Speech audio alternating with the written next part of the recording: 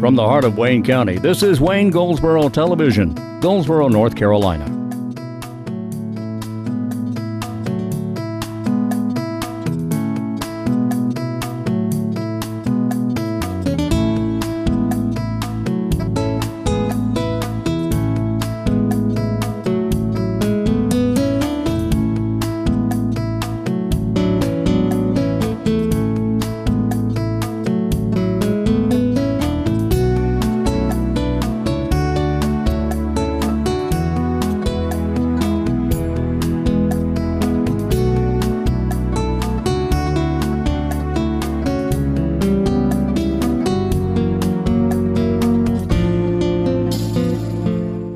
Today is Monday, it's the 7th of March, 2016, and this is Wayne Goldsboro Television. Hello, I'm Wayne Alley. I'm Pat Garner. And here we are on a Monday morning. Woo! Boy, how was your weekend? It was good. It was a busy one, too, wasn't It was.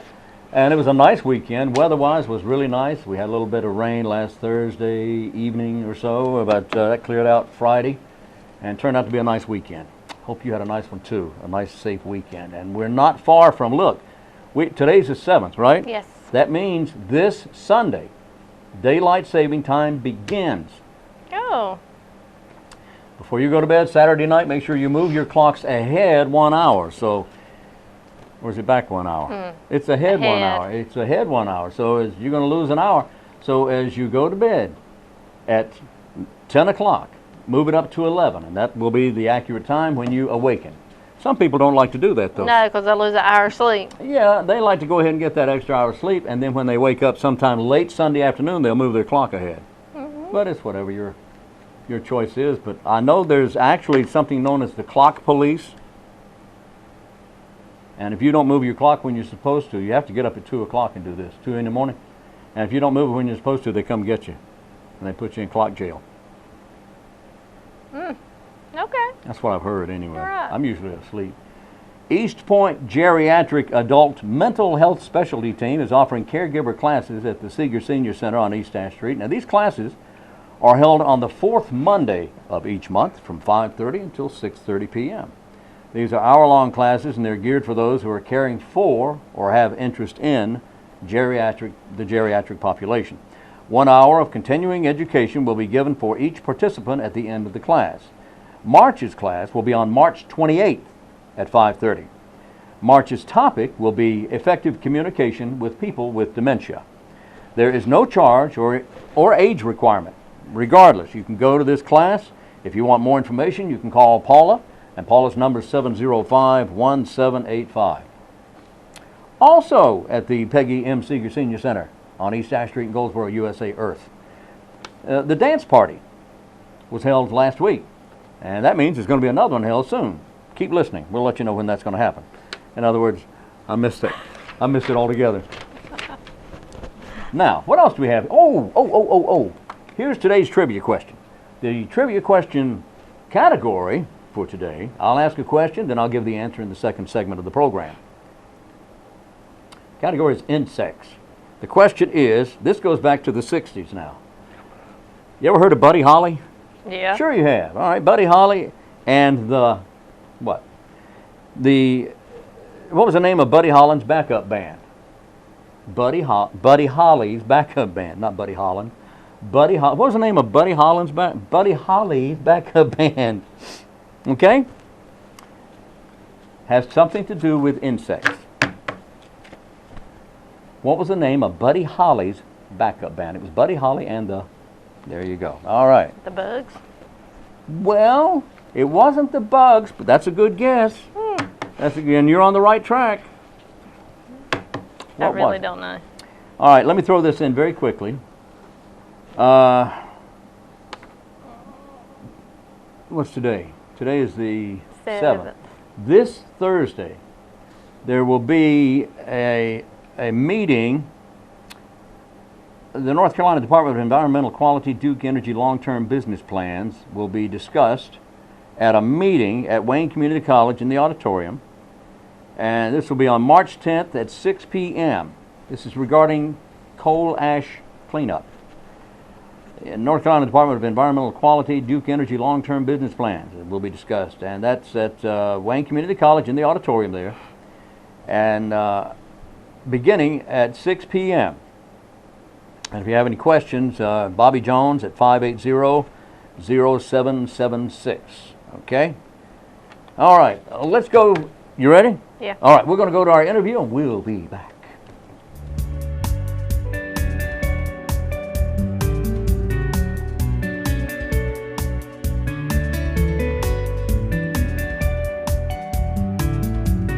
Our guest today is Dr. Stephen Peters, and Dr. Peters is the head of psychology at Cherry Hospital. And how are you doing? Hey, Wayne, always doing well. Always great to see you, Steve. Yes, indeed. Thanks for being with us today. We want to talk about a couple of things.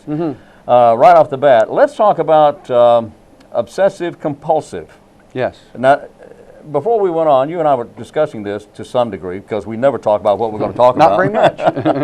But you were explaining that there were actually two areas of obsessive compulsive. Yeah, in psychology, when we think about someone being obsessive, we kind of think about it, there's an obsessive compulsive disorder. Right. It's an anxiety management issue. It's a way, and it's actually kind of interesting that it's for mild, a little bit of anxiety, a little bit of stress. It's a really effective way to manage your stress level. Is it really? Yeah. So it's a good thing. Yeah, it can be.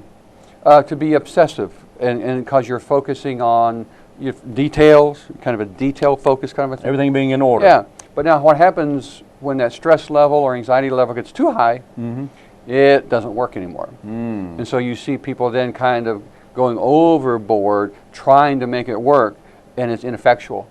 And that's where it becomes very unproductive. For example, Yeah. what would you say, give us an example of that? Yeah, perhaps. somebody could have a little bit of anxiety, and that somehow they get this notion that going to wash their hands is kind of a common way this presents.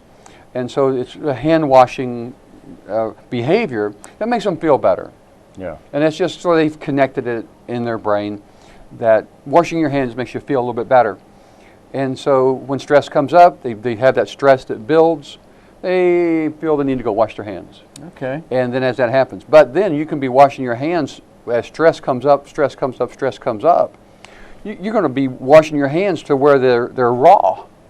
I can remember a young man who had his skin from his elbows down was blood red raw from the scrubbing he was going through. My goodness. Because for a little bit of stress, yeah, could work. Yeah. For a lot of stress, yeah, bad idea. Okay. You'll rub your hands raw, you know.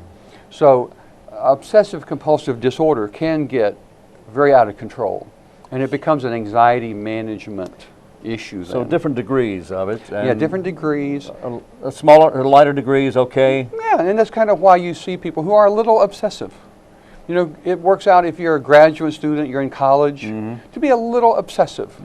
Keep your notes orderly, keep all your files, keep maybe the books in the bookshelf might be alphabetized. Well, doesn't matter if they are, but if that makes you feel better, go ahead. That's fine. You know, because you're being a little bit obsessive. Yeah. But being a little obsessive means you know where things are. That's true. But if your stress level gets higher, it probably becomes ineffectual. Okay. I always talk to medical students about that. Think about when they first entered medical school. They were probably a little stressed, and they were probably very organized and neat.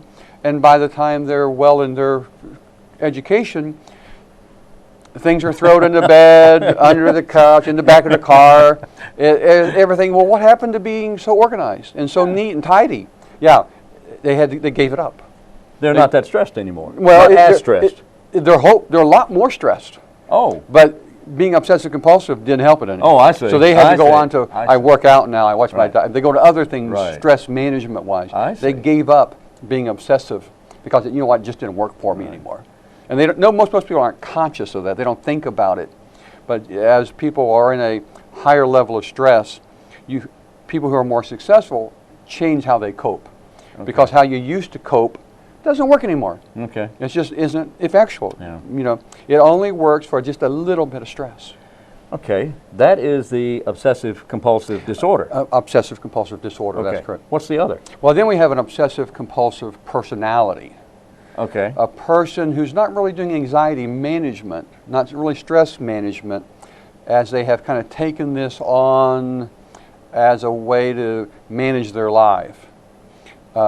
some of the TV characters that we were trying to come up with names. Yeah, And so yeah. there are a few characters on TV that are portrayed as very obsessive compulsive personalities. Every little thing's got to be, if they come into a room and a teacup has been moved, they notice it. Oh, that's not how I keep that. It's got to be a certain way. Yeah, or kind of that neat freak, Yeah. attention to every little detail.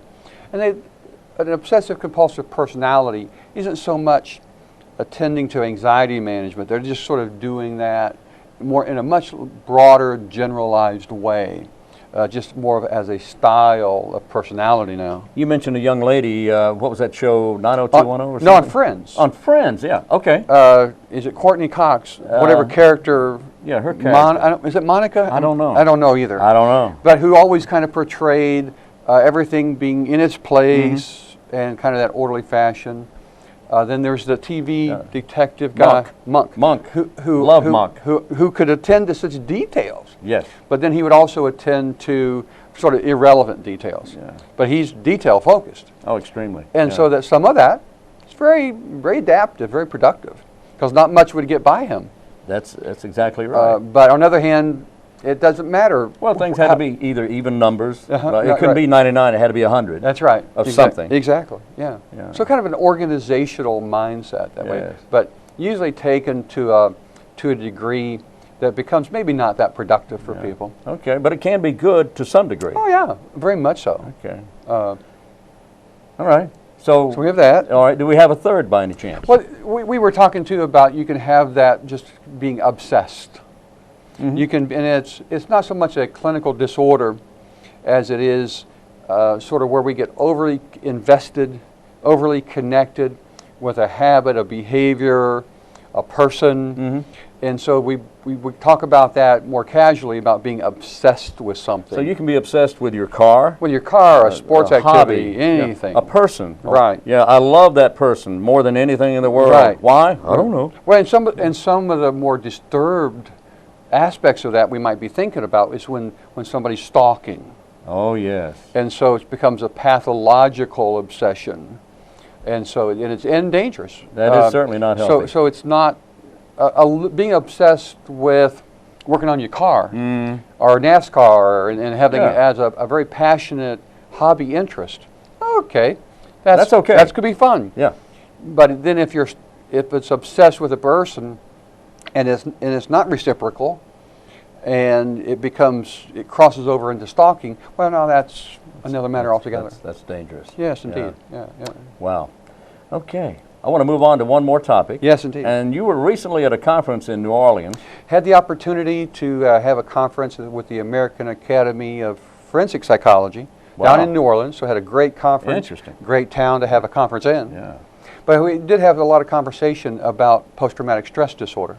PTSD. Post-traumatic stress disorder, PTSD. It's sort of the hot, popular topic right now, and because obviously we're concerned about taking good care of veterans and our military service people, but at the same time, when we really think about post-traumatic stress disorder, what are the true, actual details of that problem? Don't you feel that we're all aware of it? We all know about it. We all know it's a problem, and we all know that many of our veterans are suffering from this problem. Right. At the same time, when the topic comes up, many people just turn their heads and say, well, I don't want to know anything about that. They may not understand some of the details of it, and then there's also other complications to the issue, because when we used to think about if you're exposed to a traumatic life event, not good for you. It's upsetting. Well, being upset, it's not pleasant. People are subjected to, and sometimes it's weather. We have some of these hurricanes that come in, a tornado that blows over the neighborhood. Those are very traumatic events. Car wrecks, a fatality, some being in a car like that. It's very traumatic, can be. Most people are resilient. That, as much as being exposed to a traumatic event does not cause or equate to post-traumatic stress disorder. It means you had some difficult traumatic event. But that doesn't mean PTSD. No, 75-80% of people who go through a traumatic event you know what? They manage. They cope. They get by. They say, listen, I know it was upsetting, but I'm over it. They talk to friends, talk to people, do whatever they do to cope, and they get over it. Yeah. And it really doesn't become post-traumatic stress disorder. So post-traumatic stress disorder starts with this. You have to have some kind of catastrophic, traumatic event, and then you have this abnormal reaction to it, that it becomes problematic. You can't cope with it. It's more than a person can deal with. And then symptoms begin sort of after the trauma's over. But this is all up to the individual? Yeah, and it's up for the individual to define what was traumatic. What traumatizes one person may not bother somebody else. Yeah. So it's kind of individually defined. But at some point, we sort of have a minimum requirement, we could say. Right. Okay. Just that because I went to Iraq and I served over there, and I came back. Well, it probably was upsetting if you didn't want to go do that, but it may not have been traumatic. Because what could have been traumatic about that? Oh, you helped unload some trucks and you came back. That's hard to say that was traumatic. Yeah. But now, if exposed to other more classically traumatic events, I think we all agree those were what a trauma is. Yes. Yes. But there's sort of we like to think there's sort of a minimum standard there. You can't just say, well, I had to go do something I didn't like to do. Yeah. That's not traumatic. We'd all be traumatized. Yeah. So it's not only what you experience, but it's up to the individual how they're put together, how they're wired. Exactly. If you will. And then for post-traumatic stress disorder, there's some very specific symptoms we're looking for that then define this syndrome or this disorder. Okay. And then, of course, the VA is the best there is because they're the ones that are working at it, seeing it more than anybody. Every day. And so they have sort of some interesting treatments and ways to help people with post-traumatic stress disorder and have come up with, have really been responsible for how we're improving the ways that we take care of post-traumatic stress disorder. Yeah. And so that's the good news about it, I think. Yeah. So we're making progress in that area. Making a lot of progress. That it's not near as common as we think, because a lot of folks faced with trauma can indeed cope with it. Not that it's pleasant. But is it ever misdiagnosed? It's both underreported and overreported. Okay. What does that mean? That if you've got it, hey, you had some upsetting situation, I need to know about it because if you've got this, I'm going to give you a lot of money. Oh. Do you have these? The answer is, yeah, I got that. Yeah. How about this? Do you have those problems? Oh, yeah, I got that. You're going to write me a check? A lot of people have post-traumatic stress disorder. Right. And that's kind of what we're doing sometimes with benefits and disabilities. Yeah. If you know there's a check associated with it, then maybe I have that too. Yeah. But if you take that away and we're just looking at the symptoms, hey, what did you go through, how are you coping, let's just take out the incentives. It's not near as common as we might have thought. Okay. And we see it just about what we would think in other kinds of traumatic events. So these facts or these feelings were part of the conference that you attended. Yeah, because we were talking about how to evaluate those true conditions versus those that might be more exaggerated. Wow. And so that's really the challenging part. All right. Yeah. Well, Dr. Stephen Peters, head of psychology at Cherry Hospital, and I understand our hospital is going to be opening soon. Well, we're sure hoping that's true. Sure hope it it's does. going to be sometime this summer. We're surely hoping. That's good. We get a kind of news every day that other aspects of the building are a little bit more ready. And then as we approach it, we do have this idea, this 90-day plan.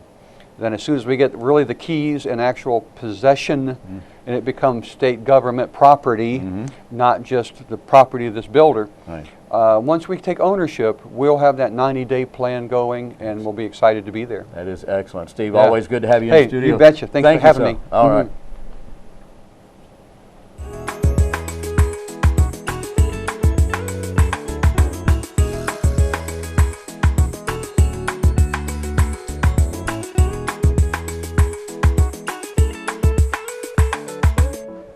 Returning to the studio today, we welcome Sergeant Paige Learnard of Crime Stoppers. Hey. Hi. How you doing? Great. I'm glad you're here. I'm glad to be back. Thank you. We want to talk about some perpetrators. Yes. And some bad guys. Yep. And And a girl. And a girl. Yes, we that have a girl we this want, time. We want the public to help solve a crime. Yep. And they can do that simply by watching some pictures and listening to what Sergeant Paige Learnard has to say. What happened? Well, you know, we often get asked for pictures, and this time we have some great pictures. Yeah. So I know somebody out there can see these pictures, at least of this female, and they're going to be able to tell us who she is. Okay, well, let's take a look at a couple of the pictures that are... So we're talking about They're up there. February 18th, and we're talking about the Walmart in the Rosewood Shopping Center area. We had 2 individuals go to that shopping center and walk right out with a 55-inch TV Whoa! and a 32-inch TV. How do you walk out with a 55-inch TV? Well, apparently they were able to do this, and they did not pay for these items. And so we're hoping somebody out there saw something, they see these pictures, they know who these individuals are, and they give me a call, or they give me a text, or they go on that app that's on the Goldsboro Police Department Facebook page, and they send their tip information in, and they let us know who these individuals are. Well, it may be the way the camera is looking at the outdoors there, but it looks like it happened at night. Right. Is that at night? Yeah, this was approximately 8 to 9 p.m. when this happened. And I can tell you that they are associated with a Toyota Scion, a white 4-door passenger vehicle. And they got a 55-inch TV in that? They did. My goodness. So if anybody that's They must looking have at these folded it. pictures, right. Yeah. You know, if they're looking at these pictures and they think they know who they are, or they're not sure, they can still give us the names. We'll look into it. We would just appreciate any information they can provide. Okay, and the number for Crime Stoppers is 919-735-2255, or you can text at 919-222-4230. And tell me about this other thing on the website. That is also a new thing, but it's the same system we've been using for years. It's just the newest updated version. It is a tip app that is associated with the internet. So it's very easy. If you go on the Goldsboro Police Department Facebook website, all they have to do is go down on the left side and hit the tip line. Okay. And they just hit it, and they can submit a tip via the internet. If they can't get on Facebook, it's just as easy. They just go to TipSoft, and they'll hit Wayne County, and it's the same tip software that they're using when they call me, and it's encrypted. So it's the same thing. When they submit a tip that way, we can't see their name, their number, we can't see their internet address, we can't see who it is. If they do it via the internet that way, it automatically sends them a tip number. So it's just like setting up a tip name with me. Oh, okay. So it's just as easy. They can call me back, they can text me back, and they'll just use that tip number. It's automatically assigned to them if they're looking for an update. This protects the person calling as well as you. That's right. And there's no way that you will know who's doing the calling or who's offering the tip, but Right. you need that information. Right. They need that information, and you can help by offering information, no matter how small you may think this information is. Crime Stoppers can use your help, and possibly if you offer the right kind of information, they make an arrest, you may be in line for a reward. That's right. So anybody that offers information that leads to a felony arrest is eligible for a cash reward with Crime Stoppers. 919-735-2255 or 919-222-4230. That's right. Or go online to Goldsboro. What's the web thing? Well, if they go to the Goldsboro Police Department Facebook website, Okay. it's very easy. They just go to the left side and submit a tip. That takes them automatically to the internet site for the TipSoft. All right. But if they can't go to the Facebook site, which it's an open site, so anybody can actually go there. A lot of people will say, I don't have Facebook, but you don't have to have a Facebook account. You can openly go to it. Oh, okay. But if they just want to go to the internet, they can just type in TipSoft. And if you go to TipSoft. TipSoft, you can just go to TipSoft and go to Wayne County, North Carolina. TipSoft.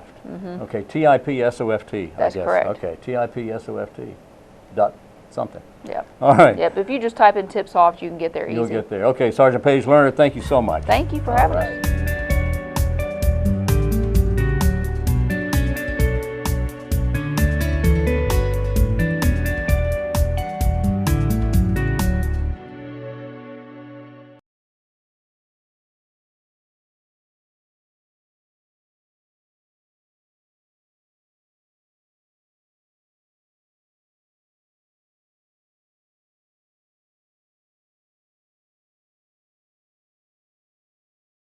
We're back on Wayne Goldsboro Television. Thank you for being with us. This show repeats at noon today.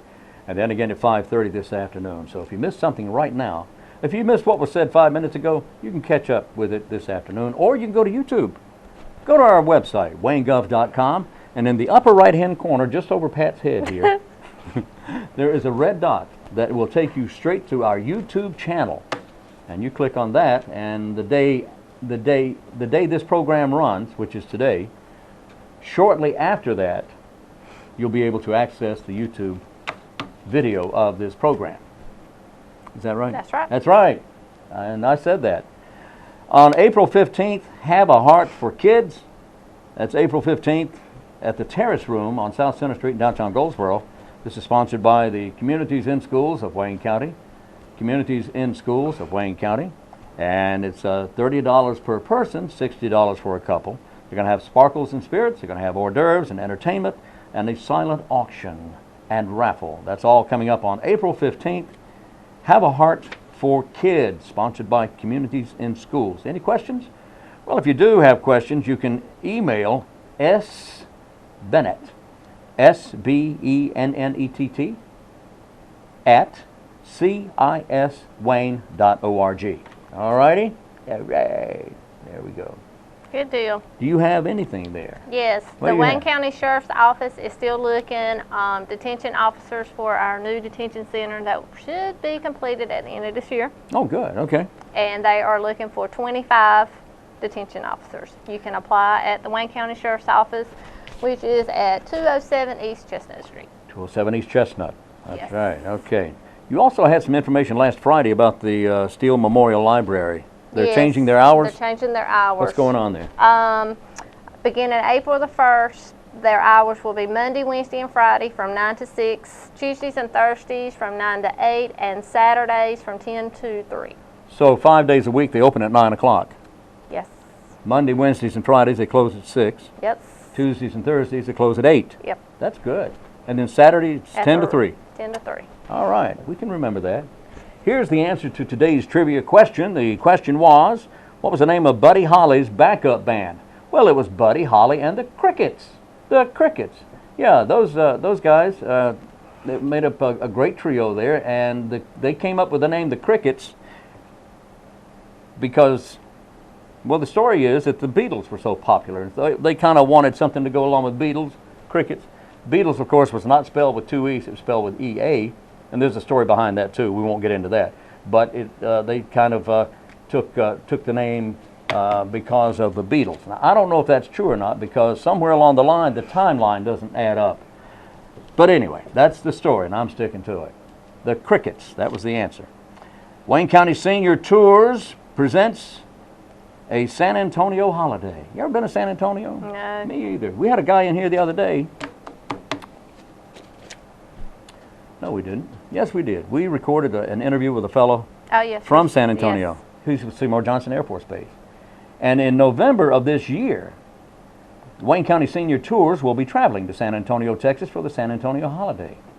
The trip featuring 4 nights in San Antonio, the city's old Spanish flavor, multicultural heritage, numerous parks and plazas at the Riverwalk make it one of America's most intriguing cities. And during your stay, you'll tour San Antonio City, the San Jose Mission, El Mercado Marketplace, the Alamo.